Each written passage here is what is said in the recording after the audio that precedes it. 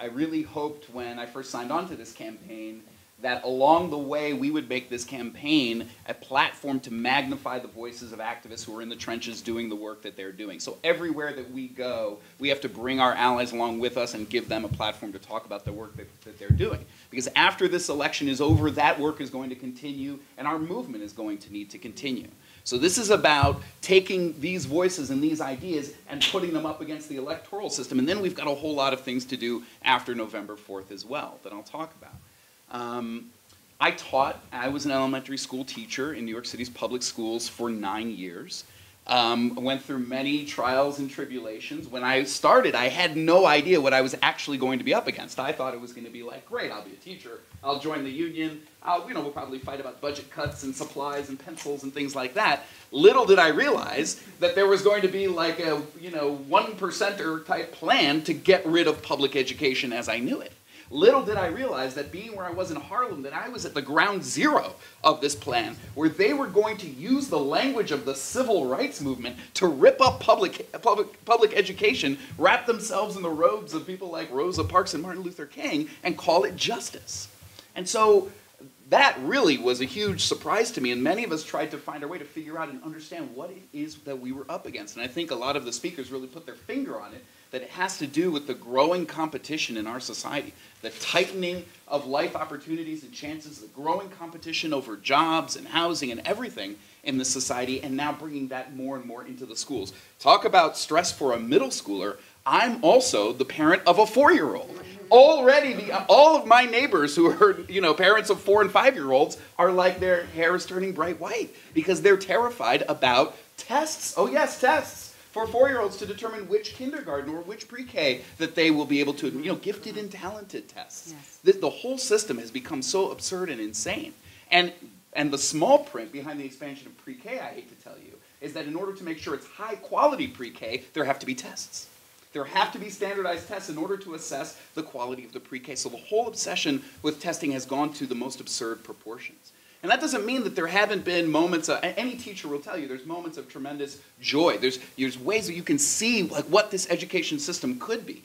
Keep in mind that a lot of us here are people who, if we just were to roll back the clock 20 years or 30 years, would have been the people mainly criticizing the public schools for not being liberatory enough. We would have been trying to challenge the public school system as a system. But now that the system itself and its public nature is under attack, we find ourselves defending the public school system. And I think as we do so, we have to both argue for defending it and improving it simultaneously. Because there's plenty of people who have and are right now being underserved by this system, and they have an ear for what the privatizers have to say. If we don't have something to say about how we're going to change this thing while preserving its public nature, then I think our struggle is lost. Just the absurdities abound. The last year I was a classroom teacher, I taught 4th grade. And, one of the tests you have to take as a 4th grader is a listening passage, where the teacher reads out a passage, and you're listening to it. You can't see the passage, and you have to then answer questions about it. Well, before the bell rang, we were all gathered trying to get ready, looking over the questions, thinking about what the answers were, except the problem was the teachers could not agree. The principal was in the room too. She could not agree. We were having a debate amongst ourselves. We were going back to the passage and looking at the thing and making different arguments based on evidence from the passage. Actually, it was a very rich discussion we were having. At one moment, one of us realized that and said, darn, it's too bad we can't have this discussion with the kids. Because the passage, while it was absurd, was kind of interesting in its absurdity. The problem is that in a few minutes when the bell rang, little 8- and 9-year-olds were going to have to answer those questions. They were going to have to see that absurd passage the same way that the test makers saw it. And if they didn't see it that way, then that made them bad readers, that made me a bad teacher, that made her a bad principal, and that made this a bad school. And so what's the answer to that solution? What's the answer to that situation? Is it to improve, is it to flatten the story, make the story less absurd, more straightforward, so that then there's more straightforward, correct answers to the story? But then it's not worth reading. Then it's not literature. Then you shouldn't put that in front of 8- and 9-year-olds all year and tell them that that's what reading is about. On the other hand, if you have genuinely complex literature, then there are not straightforward answers. And the engagement and the discussion that's going on between the reader and the text is part of what you're teaching. I think we do ourselves a disservice when we think that the answers in education have to come external, have to come from somewhere else. In Finland, it's illegal for a company outside of a school to make a test for inside of a school. Because how would they know? How would they have any friggin' idea what should be tested inside the school building? This thing is about power. It's about taking the power away from the people who are close to the teaching and learning and removing it to pinheads sitting behind a computer somewhere. They could be thousands, they could be 3,000, they could be all the way across the earth. And their spreadsheet will tell you who's a goodie and who's a baddie, who's learning and who's not. They don't have to meet you. They don't have to know what questions you're asking or what you're like or what your individual proclivities are for them to tell everything about you. Well, I think we have to say that we have to return power to the people who are close to the teaching and learning. That means assessments have to be organic to the process. If you want to know if it's a good music teacher, listen to the band play.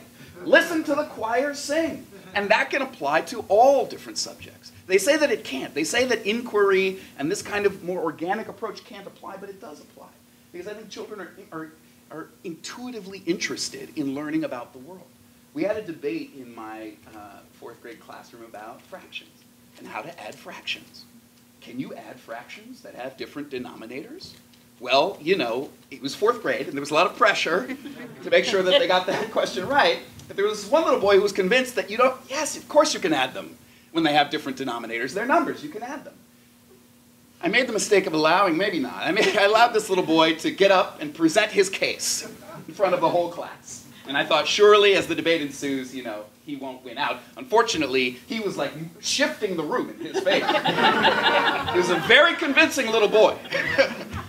And you know, this thing went on and on and on. And I thought, oh my gosh, this digression, this is horrible. And then I went to graduate school. And I had professors talking about, well, I wrote this book 20 years ago, but of course it's all out of date now. I was, you know, I had a complete misconception of it. It's like, wow.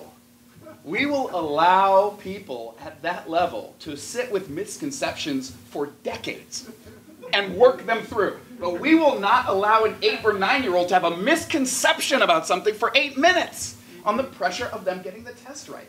I would argue that the process of thinking something through and debating different views results in a deeper learning than just the kind of cram sessions that have become what school is about.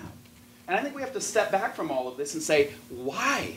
Why are they so interested in warping education? Why are they working against our own natural impulses as children and as teachers? And I think that has to do with their agenda and ours. Their agenda is about making money. Their agenda is about, as Primi said hundreds of years ago, so it is true today. Their agenda is about making us fit for their world. And unfortunately, America is becoming a low-wage center. It's becoming a low-wage center in world production. They're insourcing. You know, Maytag, you know, the washing machines, they came back to the United States from Canada because it's cheaper here. There's things that are made in China that are coming back because now it's with the shipping costs, it's cheaper here to make them. Detroit is booming again because America is becoming a low-wage center and they want to prepare us for that. And so they have to acclimate us to the idea that we should accept less and blame ourselves for the result. And testing is perfect for that. It's a perfect way to tell us that they're improving the schools. They're giving us a fair chance, and if you scored low, well, that's just your tough luck. And then that's preparing us for competition in the job market. Now look, in the meantime, it's true what Rosie said. There's a lot of money to be made. The public money for education is a steady source of income that's guaranteed, and then you can shave money off the other direction and you're golden. They are opening up new industries within education. The testing industry is very rich because it's not only test development, test security, booming. Test analysis, booming. Data analysis, booming. Teacher evaluation, booming. All of these are booming industries making money off of public dollars. The 1%, the richest people in our society, want no opposition to this. And that's why they have to demonize teachers and schools. Teachers are the most unionized, non-uniformed occupation in the country. So what happens to teachers has a major effect on the labor market and on the labor movement generally, on the balance of power between capital and labor in the country. What happens to teachers? So teachers have to be demonized, their unions have to be gotten out of the way. But by the way, Students have to be gotten out of the way. Parents have to be gotten out of the way. Any source of organized opposition. That's why they prefer, when they can get their way, mayoral control. They prefer undemocratic forms of governance over the schools so they can force through their agenda. Now look, this is a class struggle that's going on in our schools. And that class struggle is the backdrop of not only the primaries that just happened, which I want to talk about, but it's the backdrop of this election that's coming up in November. I'm not going to lie, Zephyr Teachout said a bunch of things that are right. She said that Cuomo is a servant of banking and real estate. She's right about that. She said that if he really was interested in building a Democratic Party majority in the Senate, he would have done so long ago. He's been collaborating with Republicans. She was right about that.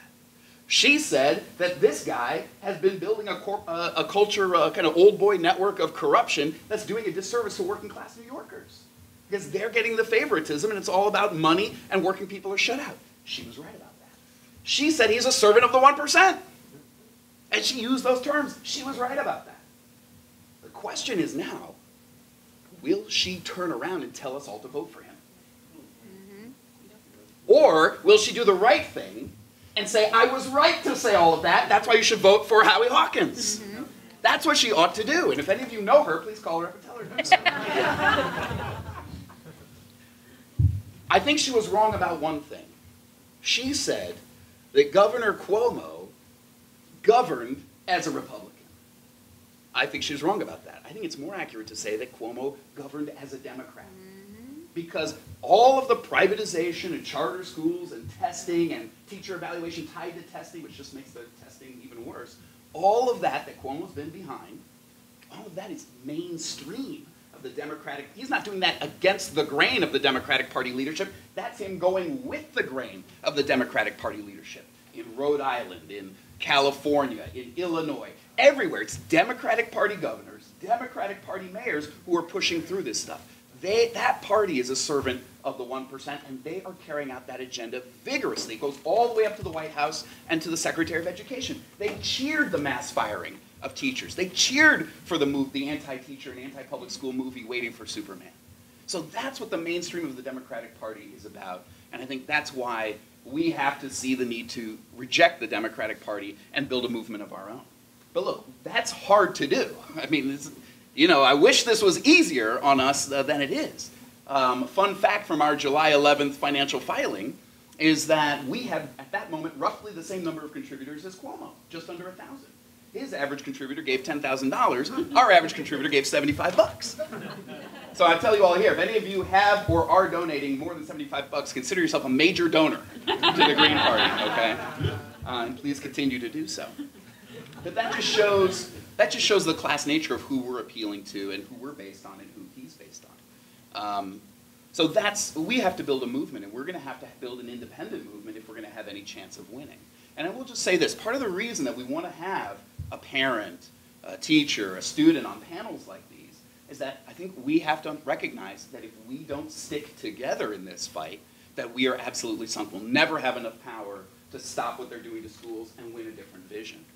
And so that means solidarity has to be a top priority for us. And I think that means, following what Rosie said, that recognizing the role of racism and the importance of anti-racism in our movement has to be a top priority for us. When a man is choked to death by the NYPD, a man of color, choked to death, and then teachers come to school wearing NYPD t-shirts, I'm sorry, that's a problem. Yep. That is a problem for our movement. And when we have a situation with a dramatically different demographic of who is a teacher and who is a parent or a student all over the city, then racism is not something we can just put to the side. Racism is going to be a factor in this question, the question of what goes down in the schools. It's either going to be a sword in our hand, or it's going to be a sword in theirs. It's not going to be sheathed. It's going to be wielded. Look, what are they? The privatizers are going to the parents in Harlem, in Bed-Stuy, and saying, these teachers don't care about you. Now they've got proof. The NYPD t-shirts seem to prove it. These teachers don't care about you. They explicitly talk about racism. Crazily enough, the privatizers. I mean, people who, like, Bayard Rustin and A. Philip Randolph would have no truck with these people, yet they, claimed the banner of civil rights and racial justice. But that's what they say. They say, you have been systematically underserved. This is about racism, and we are going to deliver you from that situation. If the teachers' movement if the education movement doesn't understand that and come out strong in solidarity with people when they're being choked, harassed, brutalized, murdered, then we are going to have a very serious problem. And I think that's why our green alternative is not just about this policy, that policy, but has to emphasize the question of power. And it has to come out and say that parents, the overwhelming majority of black and brown parents in this system, deserve power in the schools. That students deserve power over their educational process. And that teachers too deserve power. That actually the three of us collectively and democratically need to be able to govern this school system. And that is important if we are going to turn this thing around. I think, one of the things they're whipping against us is saying, yes, there's all this increasing inequality. Well, de Blasio says, well, the schools will be the solution, pre-K will be the solution to inequality. I'm for pre-K, believe me, as a parent of a 4-year-old, I'm for, yay, pre-K. Hooray. But that is not a solution to poverty. If you want to fix poverty, the thing to do is to fix poverty. All right, we have to take the pressure for fixing poverty off of the schools and let school be about school. That's why our platform emphasizes things that actually do fix poverty. We're calling for a $15 an hour minimum wage. That's important. We need that right now.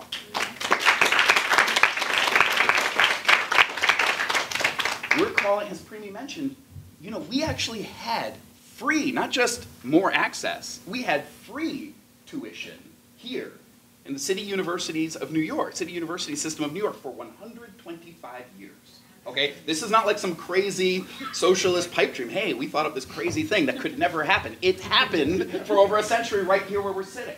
So we can have that again. We, in fact, could expand it to the SUNY system as well, the state university system.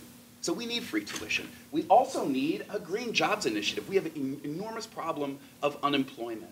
And I think actually the things that we need to do to save our planet, developing green energy and green infrastructure, could, not unlike the WPA programs of the 30s, the mass infrastructure programs of the 30s, but instead of building up the coal infrastructure, we need to build up the green infrastructure. And that could be a jobs program here in the state. If the private sector won't produce the jobs, there's no reason why the state can't. And crucially, and I think this is a thing that people like de Blasio talked about, but obviously never had the stomach for a real fight for. I'm not just talking about charter schools, I'm talking about taxing the rich. That has to happen, even if we just, again, not talking about policies from outer space. If we return to the tax program that we had in the 1970s, or something thereabouts, we're talking, it still wouldn't be socialism. They'd still be a lot of rich people who'd be really, really rich and really, really richer than any of us. But we would have literally tens of billions of dollars a year. And that money could be used, among other things, to make sure that people had a human right to education. Ellen's pumping her fist in the back because she's part of an organization that sat me down and said, Brian, we have to stop talking about these questions as a question of civil rights. We have to follow the example of Martin Luther King and Malcolm X and others who argued that these things have to be elevated to the question of human rights. And what Ellen convinced me of is that using that terminology is about saying there's certain things in this world that you ought to just have, whether you did well on the test or not, whether you graduated from high school or not, whether you're a goodie or a baddie, whether you messed up when you're young or didn't, whether you smoked weed or didn't, whatever you've done, you're a human being and you're here. Now we're going to be lowered all the way down to Cuomo, right? And hope that Cuomo creates a majority of Democrats in the Senate. Okay, that's too little. That doesn't make you want to even get up in the morning, okay? If you're going to have something that's going to motivate you and make you feel like this world is worth something, that we could have a better life, which we could have here, we have the resources to do it, then I think we're going to have to aim high. That's what the green alternative is all about. Thank you.